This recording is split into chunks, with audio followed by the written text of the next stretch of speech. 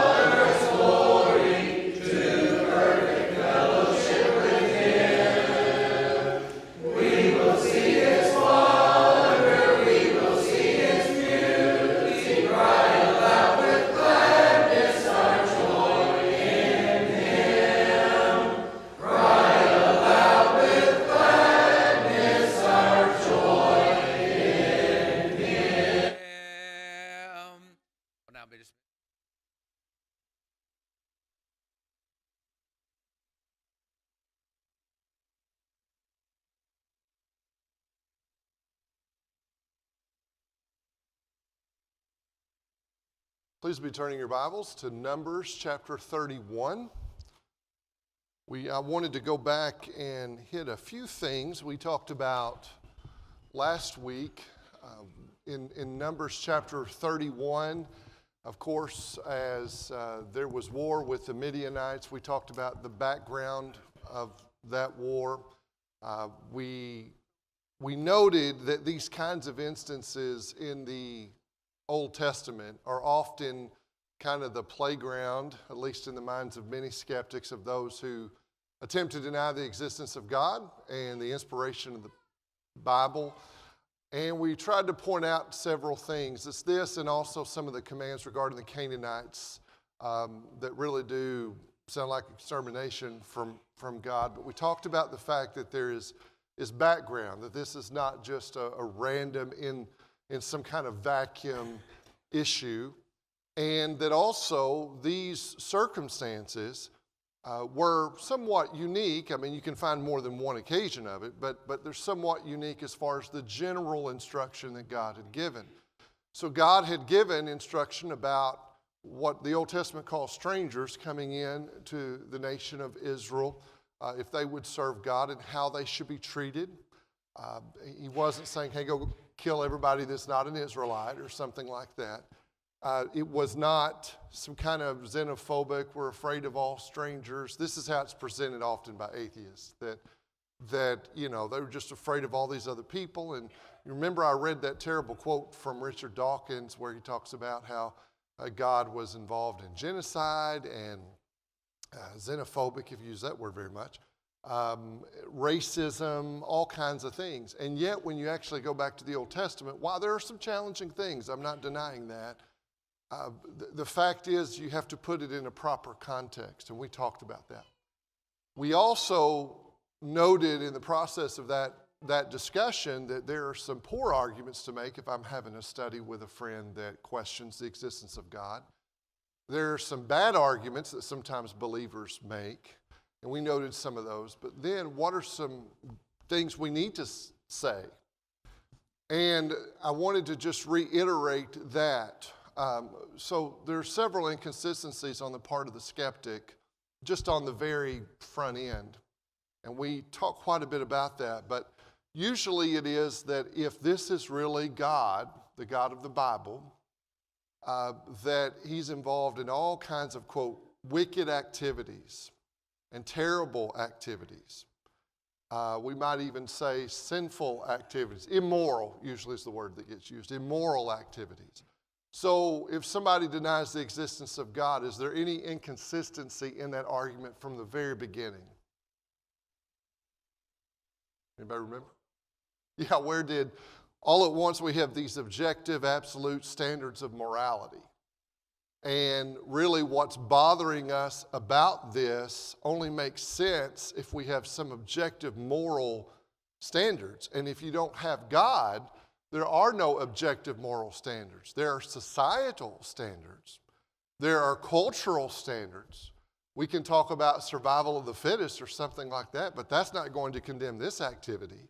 And so at the very beginning, because it can really catch you flat-footed, and we talked about that, but if you think about it, at the very beginning, I would ask, where did all of these objective moral, absolutes come from? So as I mentioned to you last week, Frank Chirek writes a lot about these things, and he's got that book called Stealing from God. And his point is, in order for the atheist to make that kind of argument against the God of the Old Testament, he has to actually use arguments that only a believer in God has a right to.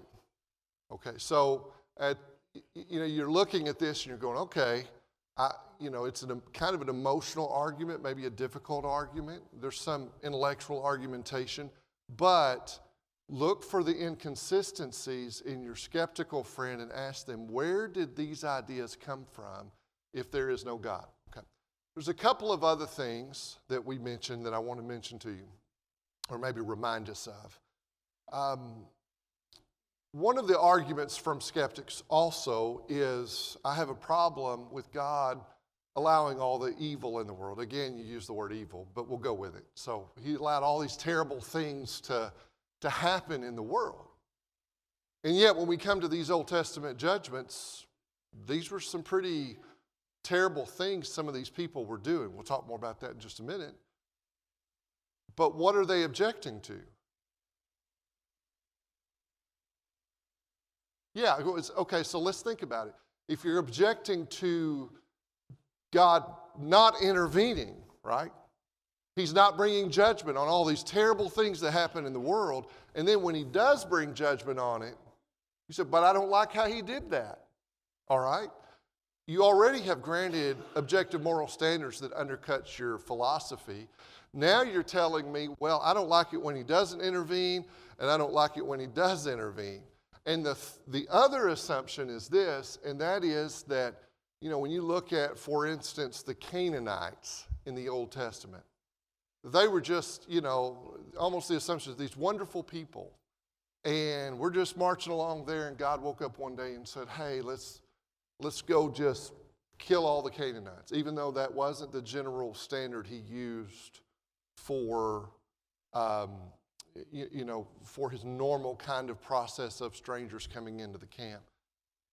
So when you go back and you think about the inconsistency of this, who were the Canaanites? What was their background? What had they been involved in? Say it loud, man. Idolatry. But let's take that further and look at some of the things that come with idolatry. Yes. Yes. So there had been, I'm sorry, go ahead. Yeah, they have no concept of morality or life. Right. So, no appreciation for human life, infanticide, offering their babies up to be burned in idol worship. How long had they been an issue for Israel to some degree? 400 years. Now that, I'm telling you, I know I mentioned this before, that is in the Old Testament. That's in the book of Genesis. God was patient with them for 400 years. What did you say? That's right, Genesis 15:13. Whenever I have ever heard debates between those who believed in God and those who didn't believe in God, when this argument about the Canaanites comes up, I have never heard say, now, I will say, give the background. There's always this certain characterization that really doesn't fit with the biblical text. So you may still have some questions, but when you go, okay, this has been going on for 400 years, they're burning their children. They're in the case of the Midianites, they seduced Israel. They came right into the camp. This was all very intentional. It's almost a spiritually terroristic activity that's going on. Okay, that doesn't fit this narrative against God. So that's another aspect of this argument. So when I read, I'm going to get you in just a minute, Bo. When I read from, them coming into the land of Canaan, when I read about what God said, you need to know he had multiple approaches. One approach was, yes, these people could come in and be part of the community. We have examples of that. We have Rahab, we have Ruth, we have other examples. He did have a ban, or harem, you might say, command. And that is, when we're dealing with these kinds of situations, there was a time when he said, no, with the Amalekites, with the Philistines, with the Canaanites, with the Amorites, there were times he did this. But it wasn't just some arbitrary thing. And that's what we have to realize. Now, we're under a new covenant now, and they were under an old covenant. You had physical warfare wrapped in with spiritual mission and all of that. I'm just saying you have to think through these things. And if I'm a skeptic, I need to at least look at the whole of what the Bible says before I start offering criticism of people who believe in the Bible. Okay, there's just more to it. That's all I'm saying if we're going to have a conversation. Bo. Argument is underpinned on God being kind of impulsive. Yes. And when you remove that from the equation, I mean, there's a lot of things they lob across the table, but that seems to be one of them that kind of drives some of these other things they say. And when you show that there was law and intentionality and patience and long suffering, it certainly, in my mind, takes away one of the core pieces. That's a really good point. And that's important. As a Christian, I need to be aware of these things and maybe be informed of the Old Testament stories so I can help somebody. Because if they've read Sam Harris or Hitchens or whatever, or Richard Dawkins, they're getting a very unbiblical characterization of the Bible, if I just say that. So I wouldn't want to back up and let's look at what the Bible actually says. They will hear that in this town at the universities. Yeah. I heard it 20 years ago. It's not going away. Oh, yeah, sure not going away now. A couple of things on what Bo just said. Material is readily available, and that's good and that's bad. A lot of the popular atheistic, skeptical things, you don't have to go to a college classroom to hear. You can get it easy. You can go to YouTube, you can find those books. But here's the good side of that. I don't know of a time where there was more readily available, really good information that counter these arguments.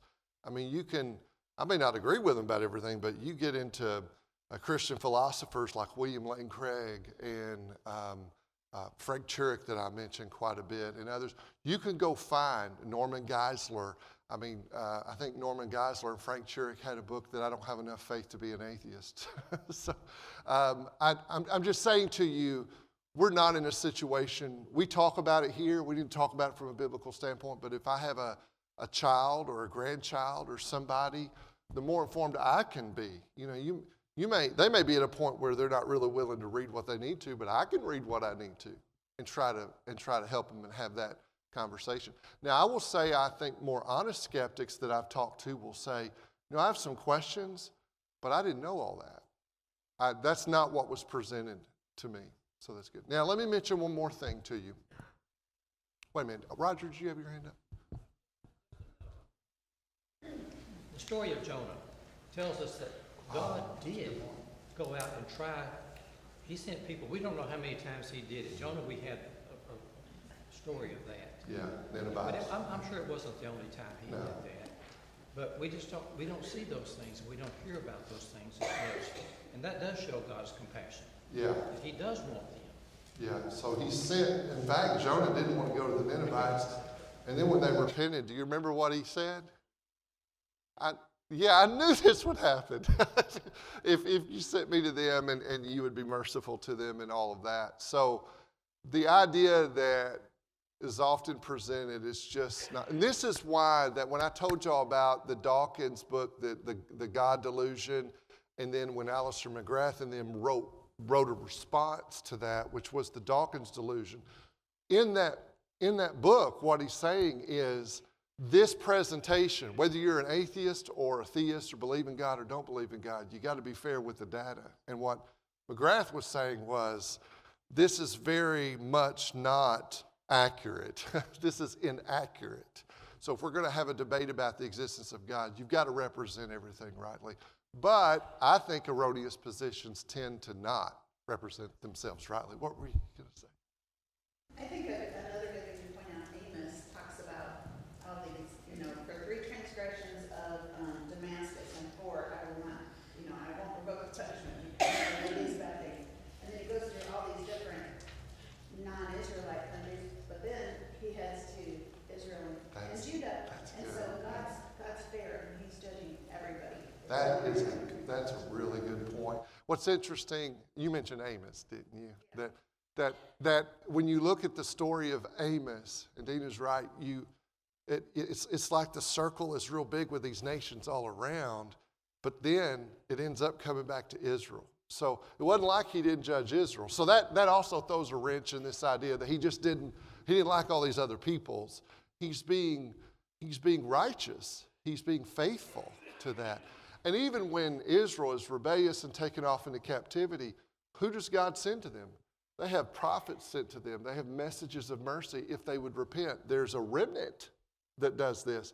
And that's the other aspect of this argument about Israel. God's always trying to preserve this remnant. Why? So he can bring the Christ into the world to save who?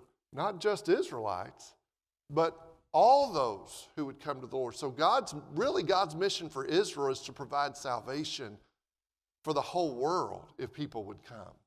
And I'll mention that in just a minute. But that's the bigger picture. And that's right. That's a good point. Alan. The whole incarnation, the crucifixion, I mean, that all, for the believer, as Christians, we know the rest of the story. Right. And if a atheist or agnostic regrets with that aspect of the story as well, you would think that would have an impact. He wasn't just standing back and saying, okay, I'm going to punish this, do this, or that. I mean, he came to be among us and died. You looked at my charts, didn't you? Did you look at him? No, that's right. I want to come back to that. Because when you look at the teaching of Jesus and the parables of Jesus and the life of Jesus, and here's the interesting thing. It's not that, and even some Christians miss out on this one. It's almost like this is what's going on in the Old Testament. Now the New Testament starts. No, Jesus is walking in the footsteps of the prophets. He's referencing many prophetic statements about the Christ to come. This was in the prophets back in the Old Testament, and it shows what God's deliberate intention was. So to pick out these certain elements, ignore their immediate context and surrounding, ignore the history of what's going on, and then ignore the overall tone of the message of the Bible because you don't believe in God. Well, if you're going to deny the existence of God, you can't keep doing that kind of thing and be fair. It's just like let's say a skeptic wrote something, I took it completely out of context, then I would be responsible for not being upfront about what he actually said. Well, the same is true on the other side. Let me mention this to you. One of the questions they often will accuse God of murder. And we've, in Numbers 31, remember you hear these Midianites, being these women and children, the young girls are going to be okay, but they're to put them to death, which isn't the normative way it went about, but there was a whole history with the Midianites. There's a concern about future problems toward Israel and trying to interfere with God's work. And we talked about all of that last time. But as we talk about these arguments about God, one of the things is, well, God murdered these people. And people don't always think about this, but I would actually argue that God is not capable of murder. We are. When you read in Genesis about the sin of murder, one of the things brought up is that we're basically desecrating one who's in the image of God. Okay? We're taking life we didn't create. And we know this, so if a doctor is reckless and irresponsible, sometimes you might hear somebody say, he shouldn't be trying to play, and you'll even hear skeptics say this, he shouldn't be trying to play who? God. They probably hadn't thought about the implication of that statement. The implication is, he's not in a position that God is in. It's not his right to play God. Okay. What I'm saying to you is, God, in taking these lives, is moving these souls from one sphere to the other. Now, this may be hard for us, but you have to realize from his perspective, he's moving these souls from the physical realm to the spiritual realm. But since he created life, he can move souls anytime he wants to. Right? Now, I know the atheist doesn't like to hear that, but that's the fact of the matter. Now, I would also say that these children are going to go to heaven. They're going to be in heaven. I don't know where they would be had they lived on, but they're going to go to heaven. One defender of the truth on this that I heard, apologist I heard, there was a young lady that came in. It was a college atmosphere, and she was really worked up, and she said, I can't believe that you believe in a God that would murder children. Okay, this is how it went. And what I just said to you was his response. And he explained that God's the creator of life, etc. But then he asked her, he said, ma'am, do you mind me asking you, are you pro-choice or pro-life? Because if that is a person, she may say it's a piece of tissue, but if that is a person, you're taking the life of an innocent human being, and you didn't create that life in the sense that God did. That's murder. Okay. I was watching the video. I mean, she turned very red. She got very upset. She turned around, she left, because I don't know how you would respond to that except to say, I don't think that's murder or something like that.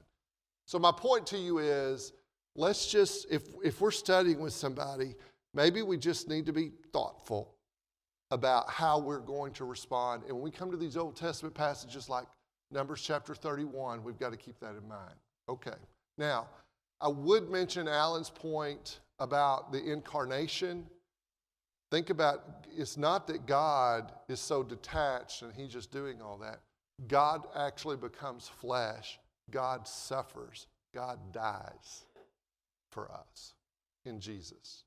And so I think all of those things have to be taken into consideration. Okay, I want to get back to Numbers 31, and then we want to get into chapter 32, and most all of you guys probably have that material. I want to mention one thing to y'all.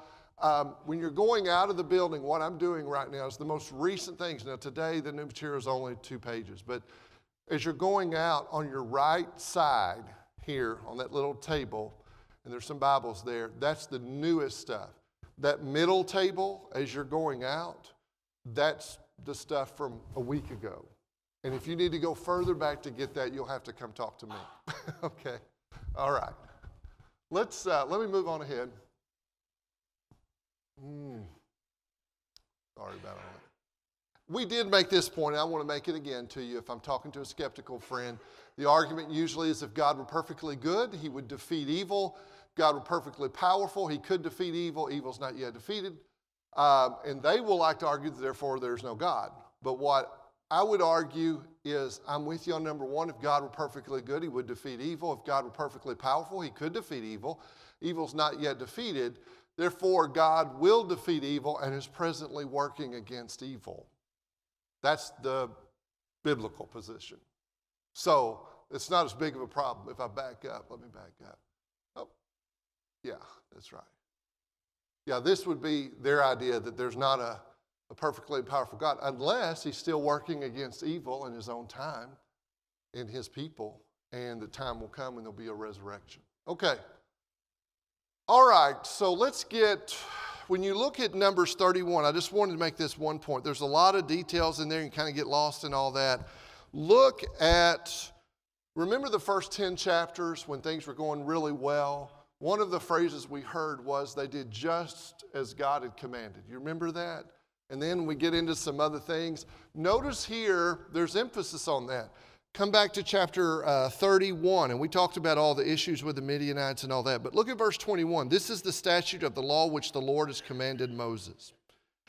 Look at verse 31. Moses and Eleazar the priest did just as the Lord had commanded Moses. Then in verse 41, we read, just as the Lord had commanded Moses. Verse 47, just as the Lord had commanded Moses.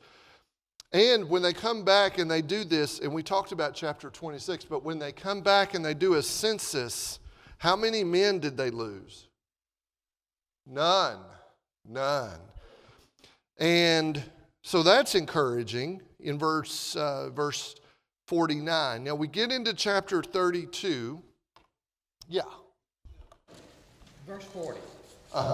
They brought humans. Say that again, The Roger. number of human beings were 16,000 that they were those captured? What were they doing with them? What do you They mean? brought them up to the Lord, 32 persons. I would have to go back and And I was yesterday or so, it hit me, I thought, what? well, if there Were they becoming servants? normally that's what would happen. They would join families and that kind of thing. Now, the young women, we know, would come into families and become part of the Israelite community. They did have servants, but we know that because you remember there's even admonitions given about how to treat your servant or your slave and what happens if he gets hurt and that kind of thing. That was normal for nations to take, you would have captives. Even Israel was taken captive and they became men. In this case, though, the women and the young men were to be put to death. No, it's in there, mixed in there with it, taking the Yeah. numbers of sheep, Sheep, donkeys, yeah. and this, and then Yeah. now they have humans going over. Well, you also have to yes, there was, we'll see this, some of the other places they capture, when you look at Sidon and Og and all that, there's very little land and pasture, and so those who were not put to death would serve in various capacities, which would be better than starving to death. Yeah. So let's go back to Numbers chapter 32 now, or go ahead to Numbers chapter 32. That's where we are. And this, we get into what's called the Transjordan area. So if you can, I know this map's not the greatest, but it'll be helpful to us. So they're getting ready, to cross over into Canaan. So when you go to the west here, this is going to be, this is part of Promised Land. And so they're going to cross over. But you're going to have these 2.5 tribes, half of the tribe of Manasseh, and you've got the Reubenites and the Gadites, this Gilead area. So they're here. So they're just on the verge. There's Mount Hermon up here. So they're just on the verge. But something interesting is going to happen right here. And I want to talk, as we read through this, here's what I want you to think about. I want to ask how the people involved in the story felt when this was happening. And I especially want us to think how Moses felt. And this will make sense as we read through. How did Moses feel when this starts happening? And I want you to think about, from your standpoint, what's he filled with? Is he filled with anxiety? Is he filled with fear? What kind of emotions were in his mind? What is he concerned about? And what were the Reubenites and the Gadites concerned about? And so we're going to talk about that. This ends up historically being important. So you'll sometimes, we'll talk about those 2.5 tribes. Gad and half of Manasseh, etc., and the Reubenites. So we're going to read this text, but just try to be thinking about how would you have felt if you're Moses, if you know the history and you're nearing death and you're just about coming to your end, and you're concerned about Israel and concerned about the future, and then these people come to you and start asking these questions. Just try to allow the emotions you might have if you were in that situation. So you'll remember in Numbers chapter 21 through chapter 22, there were these various battles that Israel won, and they won them east of the Jordan, okay? And when they did that, they took over a substantial amount of land. And so these tribes that had a lot of livestock. And think about it, they've been coming through and they see this land of pasture, this land that seems to be very prosperous, and they're thinking, boy, that would be a great place to live. We could rebuild these cities. We would have a place for our livestock and our children and our wives and our family right now. I mean, why should we move over here when we can be over here and things look pretty good, okay? So this chapter is going to tell us how this ends up being settled, and I'm kind of intrigued by the conversation they have and how they handled the conversation. There's several points of application I want us to think about today. How did they handle themselves? How did Moses handle himself? Why did Moses feel the way he did? And what could we learn from this in our interactions, even if there's some conflict? How was this conflict resolved in a good way? So that's what we're going to talk about, okay? All right, let's read chapter 32. Chapter 32 and verse 1. Now the sons of Reuben and the sons of Gad had an exceedingly large number of livestock. So when they saw the land of Jazer and the land of Gilead, that it was indeed a place suitable for livestock, the sons of Gad and the sons of Reuben came and spoke to Moses and to Eleazar the priest and to the leaders of the congregation, saying, Adaroth, Dibon, Jazer, Nimrah, Heshbon, Elealeh, Sebam, Nebo, and Baon, the land which the Lord conquered before the congregation of Israel is a land for livestock, and your servants have livestock. They said, if we have found favor in your sight, let this land be given to your servants as a possession. Do not take us across the Jordan. And that's all they said initially. Okay. Communication can be really, really important, but that's all they said initially. So what I want us to do is take what they said initially and ask what are the good things about how they said it, and then let's come back and talk about maybe some shortcomings of that as Moses is hearing this, okay? So what do you see in their tone that was good in how they began to approach the leadership here about this? Initially, not going further in the chapter. What do you see? Yeah, they were humble. They didn't come and say, look, we're not going over there with them. And, it's not quite like, their tone's not like, remember when the spies go over there and they come back in the tent and they're like, we're going to die if we go. These guys are big and all this kind of argumentation. If you'll look at it, they are respectful, and they had a situation. They did, because they're looking at this, they're thinking about their families, etc. They're talking about the fact, and they come with respect. Notice they came and spoke to Moses and to Eleazar the priest and the leaders of the congregation. So they didn't just try to attempt to do this without approval. They mentioned these areas that have been taken. Verse 4. Who do they say conquered the land in front of them? The Lord. Yahweh did. So there's something about that. It's not like, well, we did this and so we should get it. That's not their attitude at all. Okay, so that's good. The land which the Lord conquered before the congregation of Israel is a land for livestock, and your servants have livestock. And they said, if we have found favor in your sight. So there's something else that's good.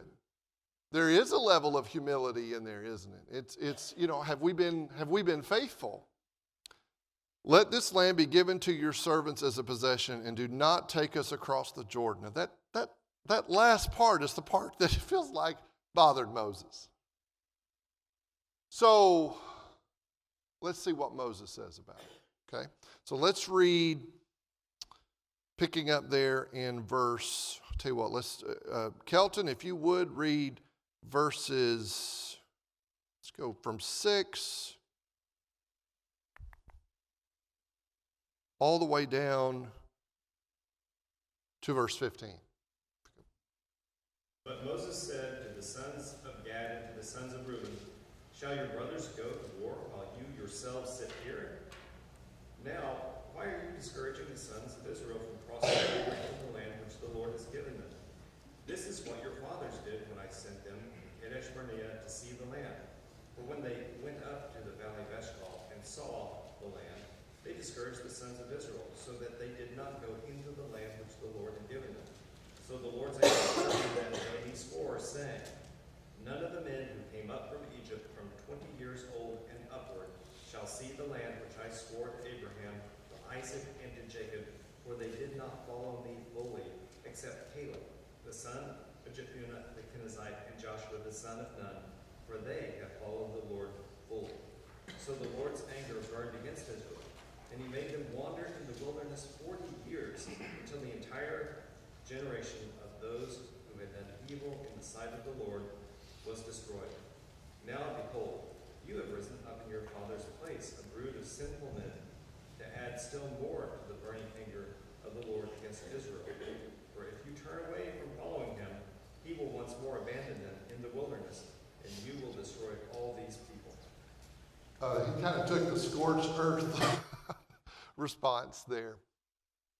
Let's talk about Moses, though, for a minute. If you're Moses, and as I mentioned, you're very much nearing the end. And you've had some difficult times with Israel. And you've been disappointed, and you've been hurt, to such a point that on one occasion with the previous generation, he just told God, why don't you just kill me? Just take me. Take my life. And so they've been through so much. Aaron's passed on. Miriam's passed on. You've had a lot of death, had a lot of judgment. And this feels familiar to you. I mean, you have this major, how would it not feel familiar? They're saying, what he's hearing is, we're satisfied right here. We're not going, we don't want to go over to the actual promised land. And so Moses is thinking, I know how that's coming across to me. How is that coming across to God? And it seems like to me, he's saying, this feels like the same thing all over again. And what happened before with those spies is not only that you had, 10 men, and he says it here, but you have 10 men, and there's another lesson in this, that come back with that evil report, that distrustful report. But what else does he mention that he's concerned about happening? What did those 10 men do with Israel? Discouraged. So if you've got 10 men that discouraged Israel, what's going to happen if you got 2.5 tribes? And so here we are again, right on the precipice again, and it feels like this is going to happen all over again. And God's going to have every right to bring judgment. And your actions are going to impact the rest of the nation. It's going to impact their attitude. It's going to perhaps lead them into unfaithfulness because this is what Moses is thinking, you're not satisfied with God's provisions. And also, what's going to happen when they cross over and go into Canaan? What are the Israelite men going to have to do? They're going to have to fight.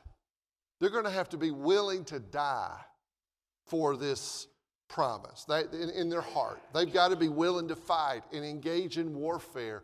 It does, if you just listen to what they said at the beginning, I think why Moses would feel frustration and concern, and what is this going to do, and how is this going to affect everybody else, and what's God going to do, and I'm old and I'm about to die, and they've got to get to the promised land.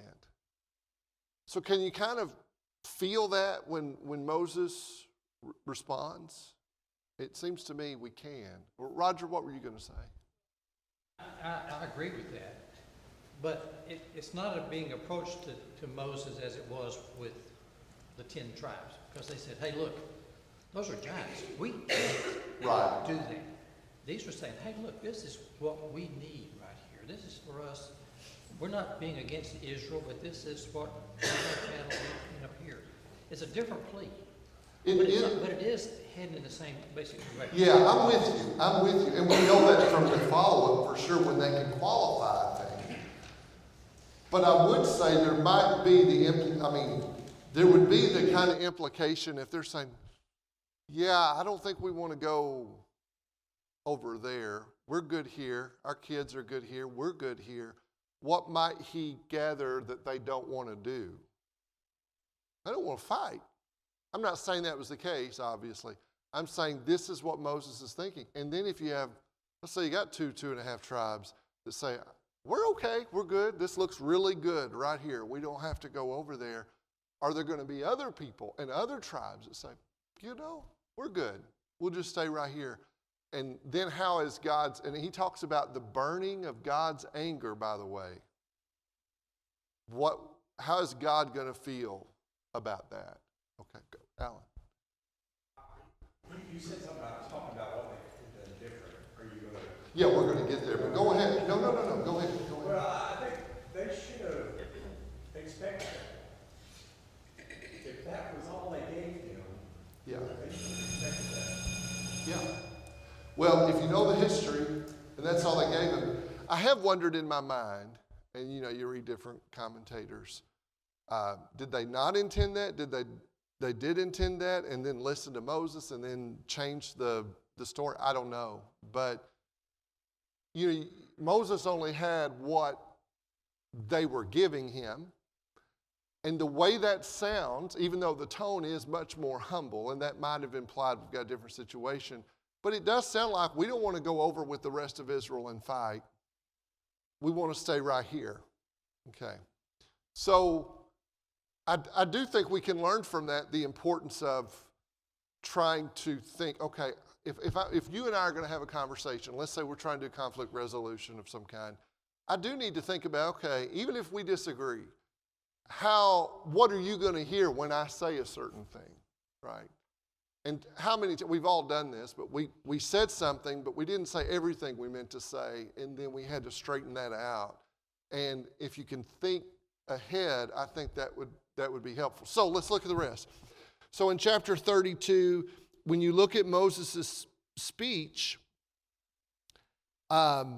he says, we've been here before. This is what your fathers did.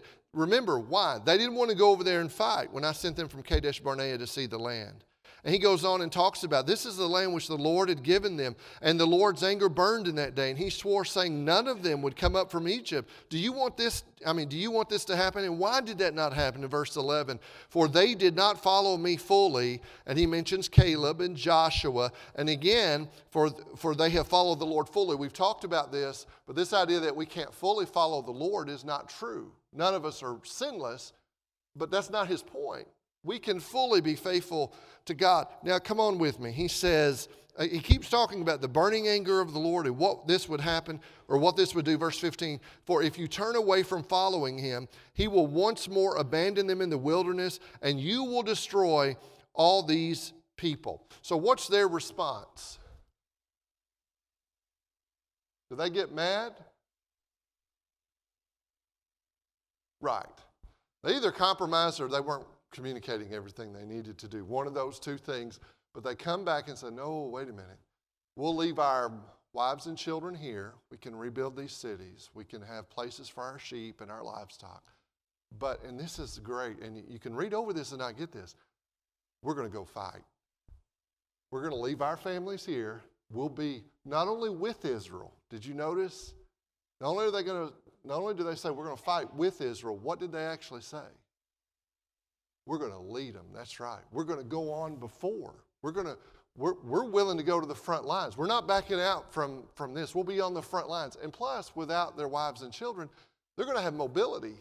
I mean, they're going to be able to go out ahead. I want you to look at something. Look at Joshua. Let's see if I put this up here. Turn to Joshua 4 in verse 12. I'm moving on here. There it is. Joshua 4. Let's look at it. Joshua chapter 4 and verses 12 and 13. Joshua chapter 4 verses. Richard, if you would read that. Joshua 4, 12 and 13. And Jody, if you would go ahead and be ready to read Joshua 22 verses 1 through 4. Let's read this. And the men of Reuben, the men of Gad, and half the tribe of Manasseh crossed over armed before the children of Israel as Moses had spoken to them.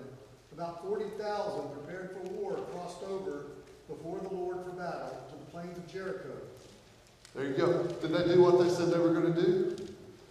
And Moses said, if you hold true to your promise, this is fine. But if you don't, your sin will surely find you out. Things aren't going to go well. Okay, let's go ahead, Joe.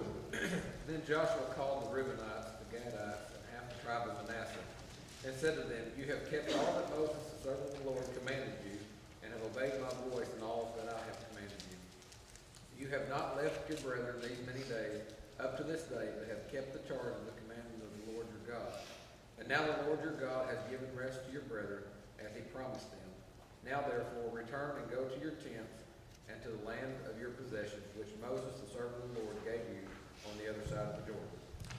To go along with that, if you look at chapter 32, Moses informs Eleazar and all of them, this is what's going to happen. Next week, Lord willing, I want to talk about the applications from this. What have we learned from this? Let me just mention these real quick to you, and we're going to come back in detail. Number one, a lot of the times people say, aren't my decisions just my decisions? Does it really impact everybody else? Does everybody else have to know about this? We're going to talk about that because he says your decisions are going to impact other people. And then the other thing I want us to talk about is why did Moses feel unity was so important in doing what God had called them to do? We're going to talk about those two things next week before we move on. Thank you.